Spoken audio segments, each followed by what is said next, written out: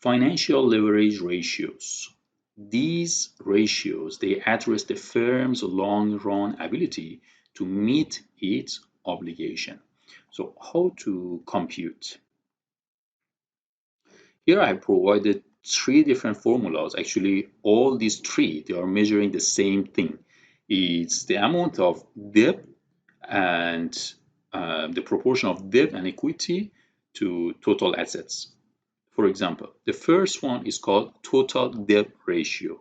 Means we want to know how much of the total assets. You remember from previous topics, the total assets in balance sheet is reported on the left side, and then on the right side you report how you finance, how much debt and equity you use to finance these assets, right? To buy these assets. So on the right side, you have total liabilities and total equity, right? Now, we want to know how much of these total assets is debt, borrowing, and equity, shareholders' equity. Means how much you borrowed and how much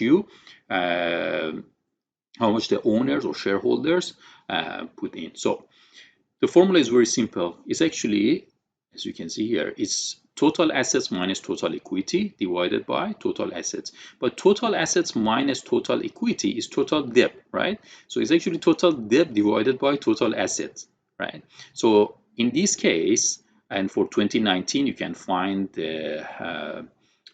we can find them here. For example, total assets 3,588, and total equity, it's reported here 2,591. So total assets minus total equity, and actually it's total debt again, and divided by total asset. This means that for $1 in total assets, the company has 28-cent debt.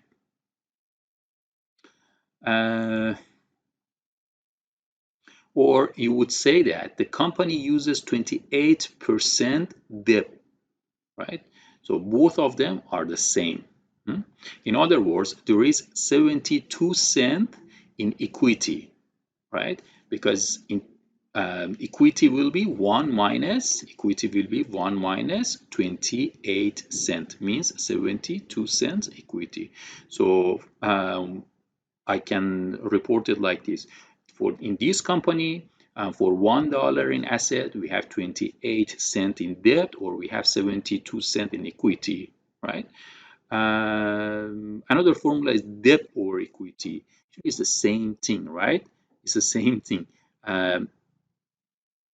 Instead of reporting the proportion of debt to total assets, now we have debt to equity, right? So I mean, by saying the same thing, it doesn't mean the same formula. It's the same concept. Again, we want to know how much of this debt, how much of the assets is debt, the proportion of debt and equity, right?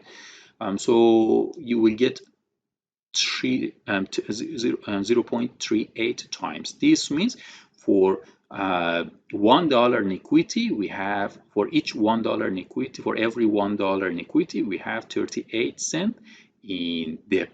And then we have equity multiplier. Again, this is another form of reporting the proportion of debt and equity in the firm. So total assets divided by total equity, or 1 plus debt over equity. So it's 1.38. So these three ratios, actually, they just show the proportion of debt and equity in a firm. And you may use them for different purposes, right? But at the end, we want to know how the company financed its assets. There are two more ratios that we want to discuss in this part, which is about financial leverage ratios. One is time interest earned. The formula is earning before interest and tax divided by interest. So in the previous one, let's go back here, we used balance sheet, but for this one we are using income statement, right? So for time interest earned, we use earning before interest and taxes, which is here $691 divided by $141 interest will give you 4.9 times. So for this company, the interest bill is covered 4.9 times over, right? So this is measuring how well a company has its interest obligations covered, and it's usually called the interest coverage ratio. So why do we need cash coverage? Because what you may be interested is how much cash, how much really we have, how much cash, how much real cash we have to cover the interest that we have to pay out, right? For earning before interest and taxes, as you can see in the income statement, we already deducted depreciation, right? Which is not a cash outflow, right? It's an accounting term, accountant invented it, right? So it's not a real thing, it's not a real cash outflow. So to have a better understanding of the company's ability to cover its interest, its interest paid, so what we can do is we can add the depreciation, because for in the first formula we deducted depreciation and it's not really a cash outflow, so we added it back, and now we have earning before interest and taxes, or EBIT, plus depreciation divided by interest. So the difference is just adding the depreciation between these formula, and now we get 6.9 times, right? So as you can see, it's higher. Why? Because we had deducted depreciation. We assume depreciation is something, a cash outflow that is paying out, right? But for cash coverage, we expect it to be higher. So earning before interest and taxes plus depreciation is usually abbreviated as